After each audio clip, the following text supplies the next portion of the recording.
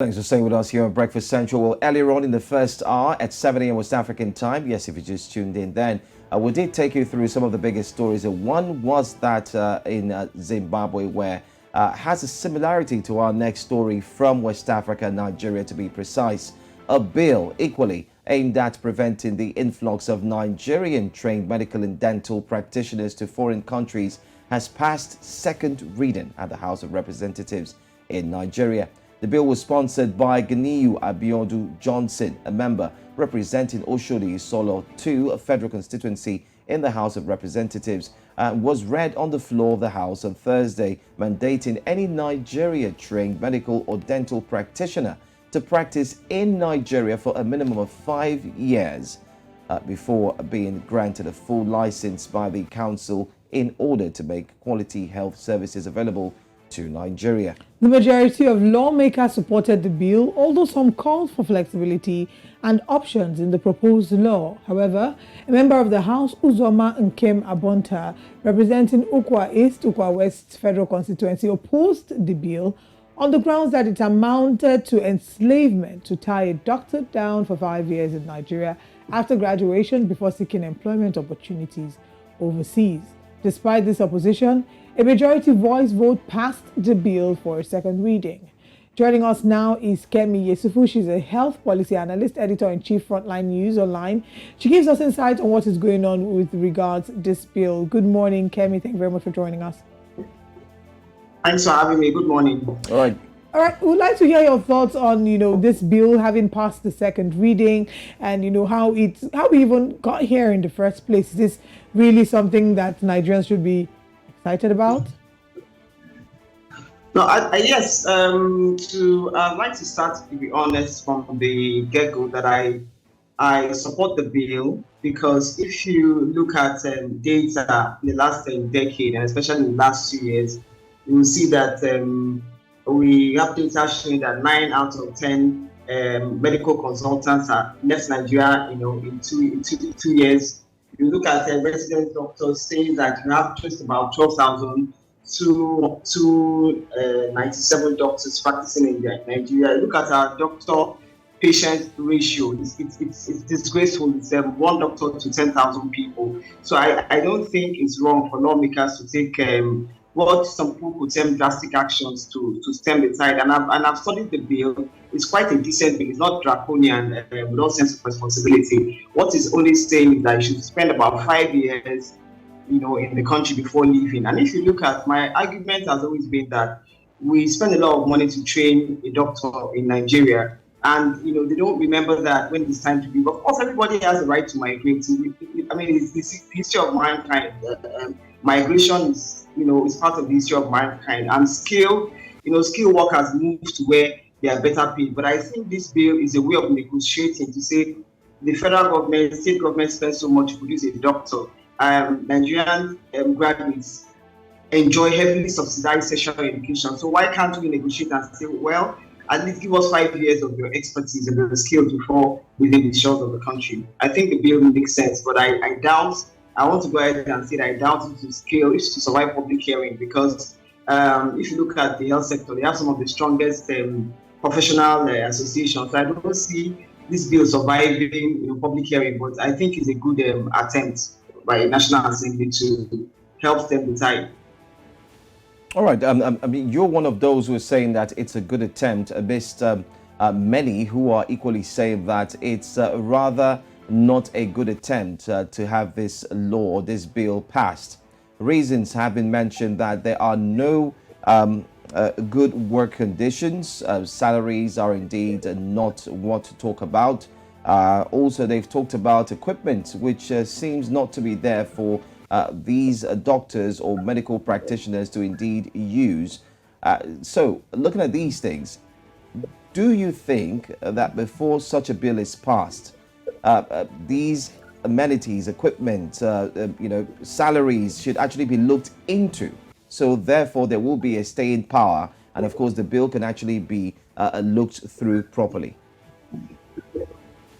I agree that the working conditions of your average doctor and healthcare professional is very poor. It's not to global standards. But you see, we go back to National Assembly where you have certain laws that have been enacted that can help improve the funding of the healthcare sector, healthcare system. And I'll talk about the change of changing the National Health Insurance Scheme to National Health Insurance Authority. That bill is a bill that can change, the entire story of the healthcare delivery in Nigeria. It's supposed to make health insurance compulsory. And I believe that if you make health insurance compulsory and people pay and you put at a decent, affordable sum, you make it compulsory, we find the means of making it compulsory. Maybe if you want to get your international passport, you have to show that you pay the health insurance. If you want to renew your license, you have to, your driver's license, you have to show that you pay the health insurance. I'm telling you that we'll raise trillions of naira annually to better fund the healthcare sector, to buy the best equipment, to pay competitive wages, to renovate our hospitals.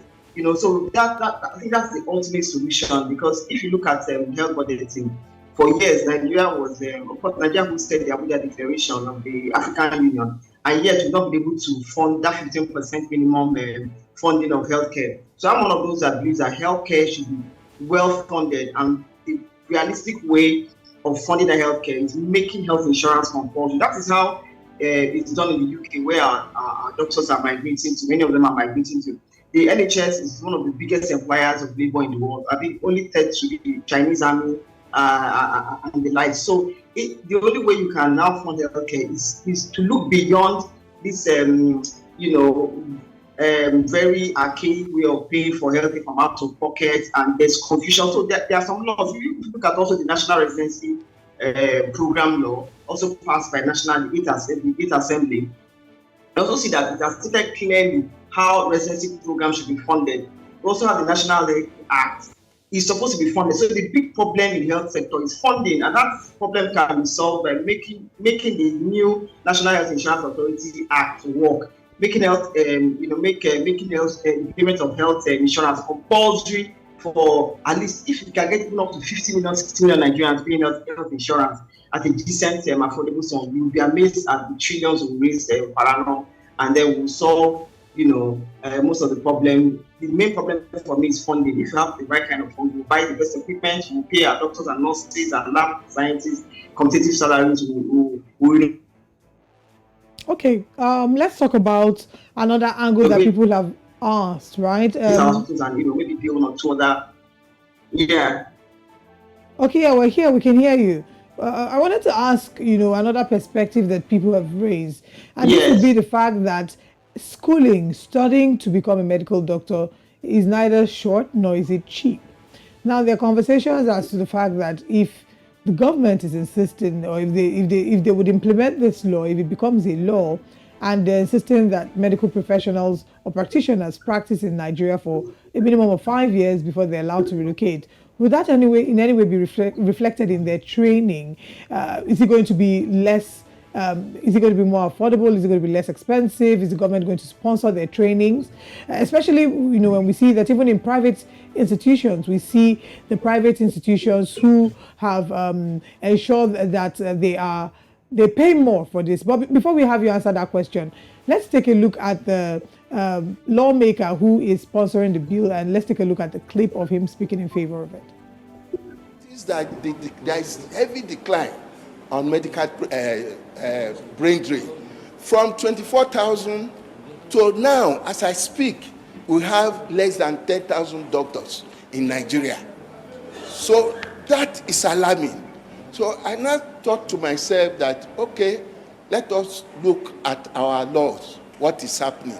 I noticed that, look, the vacuum is that immediately after housemanship, we noticed that most doctors, because of greener pastures, there is a capital flight from Nigeria abroad to UK, America, and all that.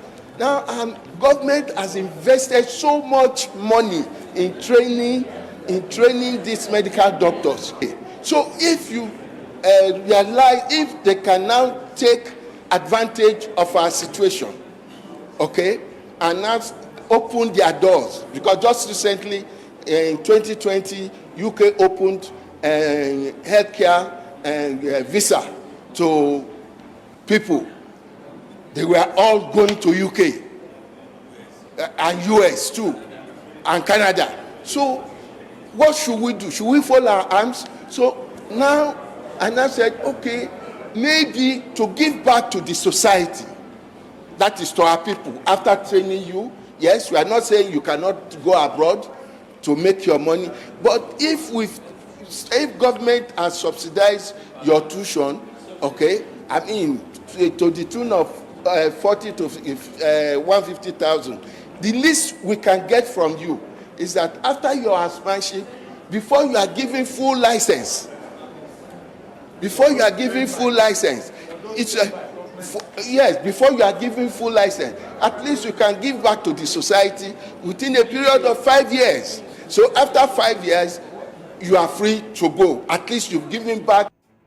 And that's Honorable Ganiel Johnson, the lawmaker who's sponsoring the bill and ensuring, and it's of course crossed the second reading. I'd like to hear your thoughts. He mentioned a very important point there. He said, even after the government has invested so much in substituting your education, and I'd like to ask, is this maybe, can you maybe shed some light on how the government has substituted education? We know that the education sector is one that has been plagued with a lot of challenges in Nigeria, with the incessant ASU strikes, and some of them staying in school longer than they should. Will this now apply to those in private institutions where the government does not, I assume that the government does not really, they have to pay more. They pay through their nose to be able to go through school. So I'd like if you could shed some light on this as well. Okay, definitely, I agree with the honorable member that tertiary education is heavily subsidized in Nigeria. And if you look at some of the countries that our doctors are migrating to, how much will an average UK university charge for both is UK-born citizen and then an international student for medicine, for example? Or is it in the US also, where you pay so much to study for tertiary education? So I'm one of those that even before this bill, I believe that tertiary education is hugely subsidized in Nigeria. And I also think it's also the issue of what the things that cause that the major reason for ASU strike, which affects all students, including medical students, is still the same issue of funding. And that's why I'm saying that I think we need to rethink how we fund education. We need to rethink how we fund healthcare. And that's why I said earlier that we can better fund the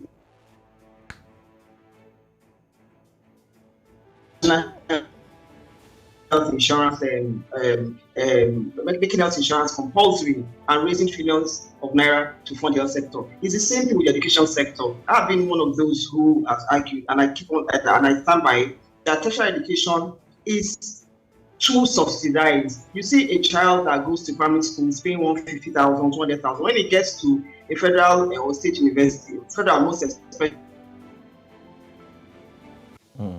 to obtain a BSc. So we have to find alternative means to fund tertiary education. And Honorable's argument has only been my argument too, that you cannot compare how much you pay to study medicine and surgery. In these countries our doctors are traveling to how much they spend, how much they pay as tuition fee, study medicine and surgery. What it simply means is that that gap, that other huge fund that you're not paying, is heavily subsidized by government. There was a time, I think the Standing Bank MD, I don't know if it's the current or past one, tweeted about it, and he said he paid someone to do research, and he found out that government spent, I can't remember the figure, millions of naira to produce a doctor. But on paper, how much, like Honorable said, does an average medical student pay? So it's heavily subsidized. So I think what the lawmakers are doing is what we should have done as a people. We get sentimental when it comes to issues affecting Nigeria. We should negotiate on behalf of our people and say, yes, we have spent so much to subsidize your medical and your degree. Well, we now have your medicine and surgery degree. Give us 5 years in return. Of course, the bill has scaled first and second reading. In most cases, in the process of making a law, there's going to be a public hearing. So you see people, maybe people who own private universities coming in and saying, can you put a clause in this bill that says, well, if you school in a private university and you can prove, evidence of your schooling in private university where you paid, a much higher fee, you can, find a way not be held back.